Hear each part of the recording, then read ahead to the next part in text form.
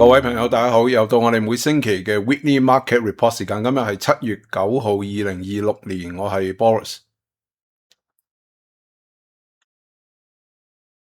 今日我會同大家探討到底聯儲局會唔會加息啦？個市場係相當之嘅複雜吓，咁所以咧你睇唔明都唔緊要，但係咧市場入邊俾到我哋好多好混淆同埋好複雜嘅 signal 嘅。咁所以大家咧就要睇邊啲 signal 咧係最緊要咧，今日會同大家講一講啦。另外咧就係話咧個市場上嘅波動咧，雖然你見到波動指數唔係升得幾犀利，但係咧 momentum 股票啦，佢哋嗰個波動咧真係相當之大嘅。你見到好多嘅科技嘅升得最快嗰啲股票咧，上落咧係10幾個 percent 嘅。咁咧，今日會俾大家睇一啲歷史上嘅數據咧，等大家知道個市場係幾危險噶。第二個咧，我哋就要睇下就係話最近油價又飆升翻上去啦。咁咧呢一個係因為美國同伊朗又打仗啦。咁到底會唔會又主導翻個息口向上去咧？今日亦都會同大家探討噶。首先我哋睇一睇啊，呢一個係美國 US Momentum 指數同埋咧美國 Momentum 指數30日入邊嗰個波動情形吓，即係咧深藍色就係嗰個波動情形啦。呢一個 US Momentum 就係個 Momentum 指數嘅喐動嘅幅度啦。大家睇到咧，呢個係從1996年到而家吓。我哋講緊係 dot-com bubble 嘅時間咧，個 momentum 嘅即係飆升嘅波動咧，去到呢啲地方噶。2007-08年金融風暴嘅時間咧，我哋一樣睇到呢個 US momentum 咧係升到接近係100%呢啲位，跟住 collapse 落嚟嘅。大家都知道啦，呢兩次嘅 bubble 咧就產生咗幾大嘅跌幅噶啦。呢個 momentum 指數嘅幅度咧，喺2021年嘅時候曾經亦都飆升過，呢個就係 Covid 嘅時間咧所產生嘅波動吓。但係喺最近咧，我哋見到咩咧？見到呢個 US Momentum 指數咧，亦都係開始飆升去到 record level， 去到80-90% 呢啲嘅地方嘅。咁咧呢一個嘅30日嘅 volatility 亦都飆升去到超過咗差唔多70% 咁多嘅。咁呢個話俾我哋知咩 signal 咧？就係話每次股市見頂啊，我哋都會見到啊，有好多嘅股票，例如係升得最急嗰啲股票咧，升咗幾倍咁樣上去嘅。咁跟住咧突然間 collapse 落嚟，個波動情形咧出現大幅嘅下跌嘅。你見到好多呢啲嘅所謂 AI equipment 公司嘅股票係跌咗成30%甚至40%嘅。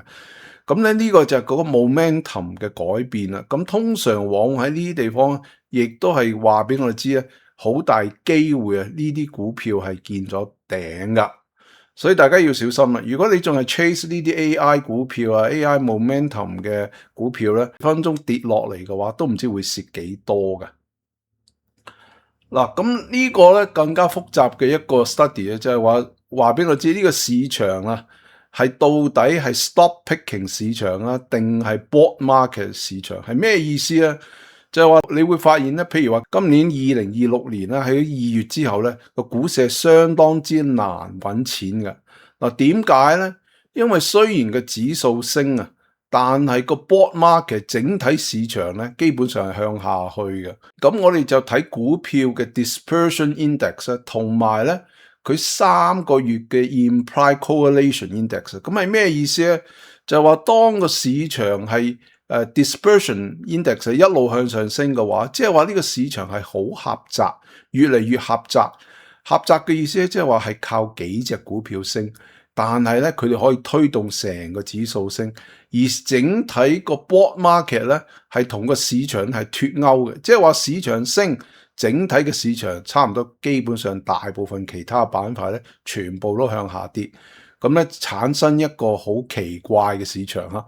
咁大家見到咧，呢個 dispersion index 同埋呢個3個月嘅 implied correlation index 咧，兩個呢個 ratio 係咁樣急升，就代表我哋咧就係一個咁樣咁奇怪嘅市場入邊啦。即係話呢個市場相當之難賺到錢，點解咧？你只能夠買幾隻股票，買嗰幾隻股票咧，佢哋升，咁佢就升。你買所有其他股票，基本上佢都係唔升或者係跌嘅。咁所以咧幾時先至會咧到佢係咁急跌啦？即係當呢個 ratio 開始急跌嘅時間咧，就代表市場開始回復翻個 broad market，即係整體市場咧會跟翻個指數去上升啊。咁咧呢度咧亦都有個 VXN 對呢個 VIX ratio， 大家見到佢係急升嘅，自從4月之後，呢個代表成個 Nasdaq 市場咧個波動咧係出現咗大幅嘅向上升幅，係遠遠超過個 VIX S&P 500嘅。呢個亦都係代表市場上特別係科技股咧嗰個波動情形係劇烈增加。咁呢啲都係一啲市場入邊嘅好大嘅 warning， 就係話市場越嚟越狹窄，越嚟越狹窄。如果個市場開始 rotate， 即係輪轉翻去一啲跌咗出嚟嘅市場嘅話，即係我哋而家其實見到少少啦，喺呢個 healthcare 啊、real estate 啊，甚至係 financial 呢啲板塊，我哋開始見到有少少 rotation 出現嘅話咧，基本上由4月到五月期間，全部都係呢啲咁狹窄嘅市場㗎。所以大家知道啊，市場有好困難嘅時間咧，咁原因就係因為呢個 dispersion 咧係太過 narrow 嘅原因啦。嗱，咁個市場係咪好咧？絕對唔好嘅，因為點解咧？因為咧，雖然個指數係高啦，但係你睇咧，有幾多股票係創到新高嘅？嗱，呢個咧就係紐約交易所能夠創52個禮拜，即係1年嘅新高嘅股票有幾多隻？大家可以睇到咧，呢個 NYSE Composite 咧，紐約交易所指數咧係有成3500幾隻股票，但係啊，能夠創到新高嘅係得53隻嘅啫。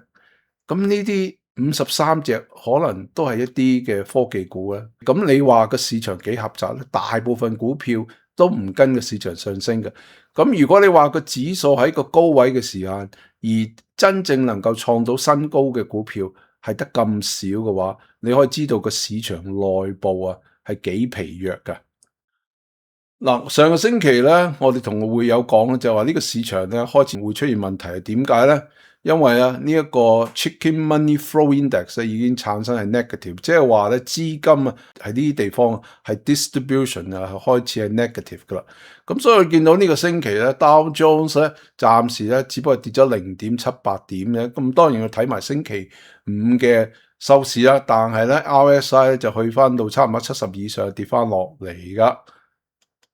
嗱，而呢一個咧就係 Dow Jones 嘅 ETF 啦，DIA 啦，我哋見到咧喺咁耐以嚟咧365日入邊咧，我哋第一次見到啊呢一個係 sweep 嘅交投量，咁呢個係代表institution 大戶咧喺365入邊係最高嘅交投量，喺 open market 入邊買賣 sell 嘢，即係個 sell 當然有人接盤啦。咁呢個黃色咧就代表係 dark pool activities 啊，dark pool activities 係代表佢哋咧就喺場外交易，係 institution between institution 之間係場外交易嘅。咁喺12月嘅時間咧，舊年12月係第2個最大嘅交易啦。咁你一見到呢啲咁大嘅交易咧，即係話 institution 咧，一係咧佢就喺度 accumulate，一係咧佢就喺度放貨。咁好大機會就係話喺3月尾嘅時候呢度入咗市咧，喺呢啲地方咧就出貨噶啦。S&P 500咧，雖然佢能夠係突破咗呢一個阻力位啦，咁今日咧佢有機會係高收嘅。OK， 高收嘅話咧，如果佢能夠突破呢個751，佢可能仲有機會 double top 咁樣 test 佢啊。但係你睇到咧，呢一個嘅 percentage 喺50天以上嘅股票咧，係未能夠創到新高啦，而且佢嘅 PPO 咧係產生呢個背離情形出現噶。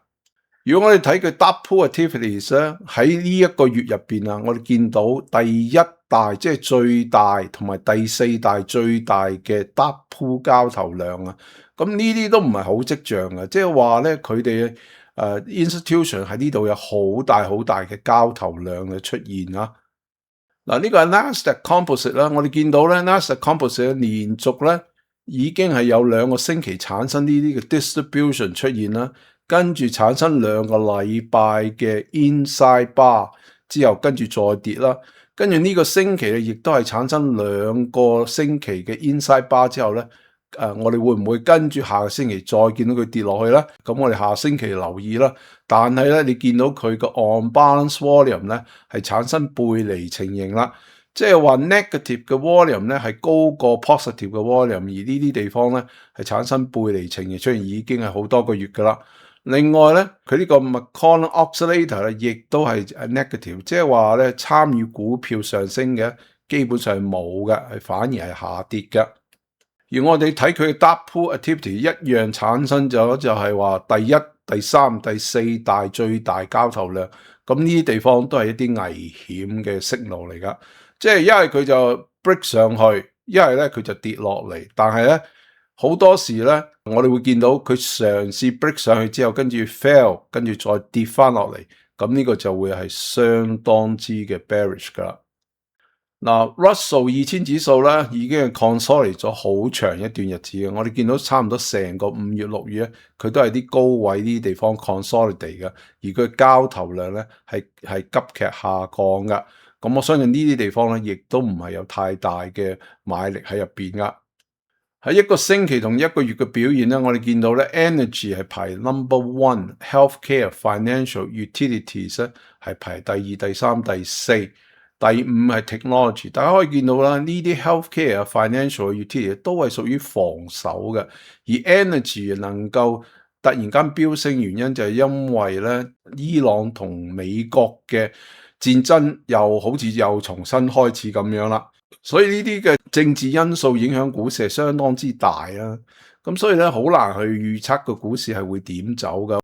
嗱，如果我哋睇市場上內部咧，你見到咧，暫時嚟講呢一個 Equal Weight Index 咧係升得靚過呢個 Capital Weight 嘅，意思係代表有部分嘅資金咧係離開咗呢一個 Capital Weight 嘅 Index 咧，而流向 Equal Weight，亦都係代表話有啲嘅板塊咧係開始係表現好過呢個 Technology 股票嘅。咁所以我哋當見到 S&P 表現差過呢個 Equal Weight 嘅時間咧，即係話開始市場有輪轉嘅情形出現，咁啲資金咧亦都係流向於呢啲 healthcare 啊、financial 啊，甚至係 utilities 呢啲板塊，呢啲都係防守嘅板塊嚟噶。嗱，另外咧呢一個咧就係 S&P Growth ETF 同 Value ETF 嘅 ratio 啦。當我哋見到佢哋 peak 咗之後，跟住一路向下跌嘅話咧，即係意思咧 S&P 500成長類型嘅股票開始表現係差過呢啲 Value 嘅 ETF 嘅。咁即係話 Value ETF 咧開始表現好咗啦。咁咧亦都係代表市場上輪轉嘅情形已經出現咗啦。嗱，如果各位中意我嘅分析嘅話，大家可以喺 Patreon 咧參加成為我哋 Patreon 嘅 member， 可以睇到我哋每個星期嘅 video 嘅。或者如果你想深入認識技術分析同埋宏觀分析嘅話咧，大家亦都可以去我嘅網站咧 sign up 成為我哋嘅中文或者英文版嘅客戶嘅。今日同大家講呢度，我哋下星期再見，拜拜。